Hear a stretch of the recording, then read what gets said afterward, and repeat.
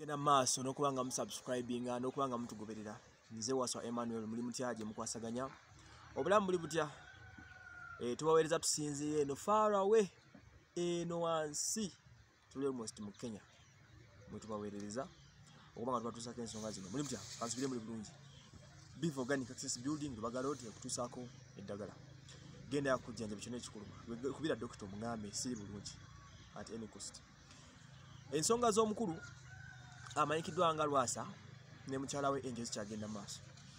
Ekisooka kya bino tutuuse, we are expecting so many stories to come on ezikwatagana ne Lwassa ne Angel. Ennaku ezombadde mulaba Lwassa nga ali furious ku mpewo awanda mulira akasuka ayogera kino bamubba milioni 24 bamubaka emmotoka bamukola ki bland ebisigadde. Kakati waliwo akafa akamu ekifaananyi kya Angel gye yatabiddwako ng'ali n'omukulu Madrat. Ono Madrat ye mumpi azanya mu gye bayita Madrat and Chiko nga bawanyisiganya ennamba naye ng'embeera gye balimu of course eraga nti okuwanyisiganya ennamba si kwa bulijjo.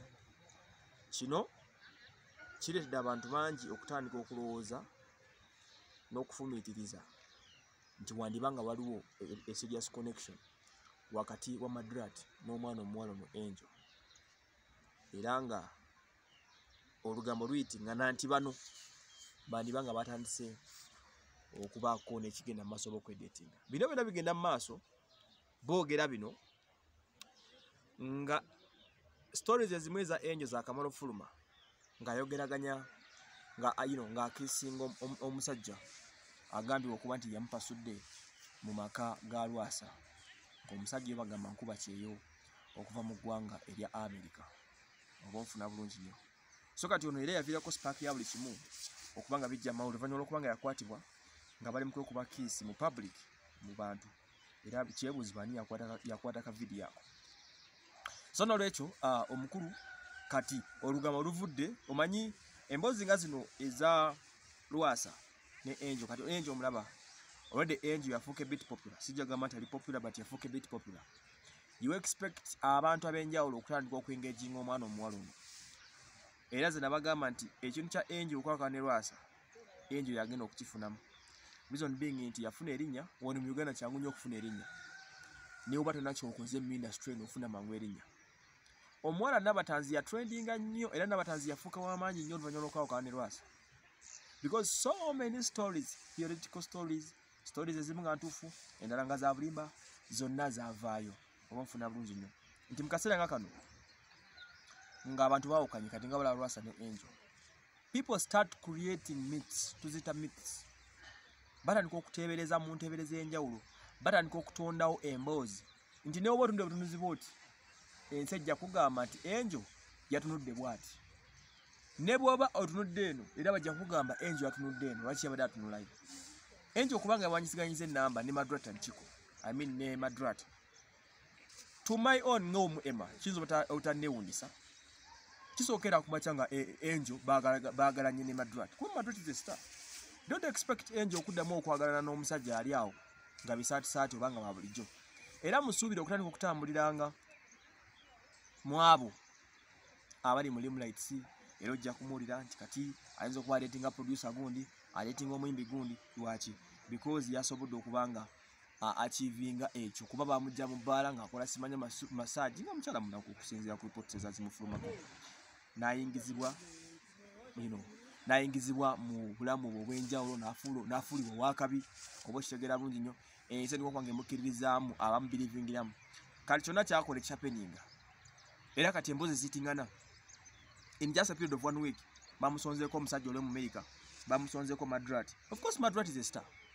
Bajja kwesanga mabaala. You expect Angel okutandika okudiringa n'abo bokka abagwa mu kategori yaki y'okubeera mu Limelight. That's what you should expect. Oba okitegeera bulungi nnyo. So kati wetuli ne bwakera Angel ne bwakera n'ayagala Madrat, ne bwakera n'ayagala muyimbi ki, ne bwakera n'ayagala promoter ki. Just know one thing. Nti Angel we yatuuse takyasobola kuddamu kwagala muntu wa bulijjo. Yaloza ku butaala amanyi obutaala kye butegeeza. And Angel ba handling situation eno bulungi. Ajja kumaliza ng'afunye omusajja omugagga alinga Lwassa, ajja kumaliza ng'afunye omuntu omulungi. Kale tunoonya okufuna Angel ali mu mbeera ya Nabatanzi. Tinabatanzi Lwassa yagenda ku buli TV. Lwassa yayogera ku buli kigambo kyonna ky'omanyi ku Nabatanzi. Kati nga Angel bamutandiseko yabba milioni 24 yakola bwati. Sajja yamwogedde ebigambo. Tetwagala kutwala sides, tutwina side yemu. Angel asirise. Omufuna. I think Angel okusirika kwe kya makulu nnyo. Ajja kuba atambulidde mu footsteps eza Nabatanzi. Buli Angel lwasirika, this keeps on exposing Lwassa. Kimu exposinga. Ntenzo okuba yaliko ekizibu baki obufuna bulungi nnyo.